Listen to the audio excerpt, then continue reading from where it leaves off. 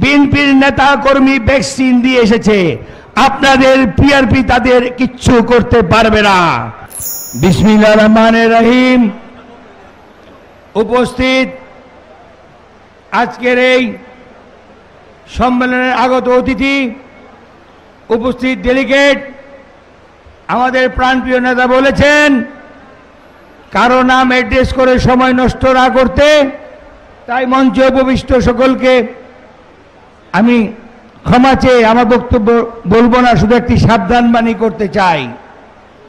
দীর্ঘদিন আন্দোলন সংগ্রামের পর আমরা যখন দেশে একটি অবাধ ও সুষ্ঠু নির্বাচনের জন্য অপেক্ষা করছি, ঠিক সেই সময় যারা এই দেশের স্বাধীনতা বিরোধী, সাথে কিছু কিছু কবুতরের বাচ্চারা নির্বাচন চায় না।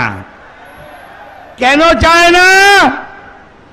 নির্বাচন হয়ে গেলে সচিবালয় তাড়াতাড়ি করতে পারবে না, নির্বাচন হয়ে গেলে সার্কিট হাউসে বিনা পয়সায় ঘুমাতে পারবে না, নির্বাচন হয়ে গেলে পুলিশ পাহারায় জনসভা করতে পারবে না, নির্বাচন করলে পাস করতে পারবে না।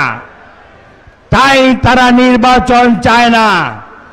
তারা করোনার মতন নতুন অসুখ নিয়েছে, এই অসুখের নাম পিআরপি। আমি সকলের উদ্দেশ্যে বলবো, পিআরপি থেকে সাবধান। আর যারা পিআরপি চায় তাদের উদ্দেশ্যে বলবো, বিএনপির নেতা কর্মী ভ্যাকসিন দিয়ে এসেছে, আপনাদের পিআরপি তাদের কিচ্ছু করতে পারবে না। সকলে সুস্থ থাকুন, ভালো থাকুন। আগামী দিনে আন্দোলন সংগ্রামে আমরা আমাদের ভারপ্রাপ্ত চেয়ারম্যান জনাব তারেক রহমানের নির্দেশে উপেক্ষা করছি। ধন্যবাদ সবাইকে।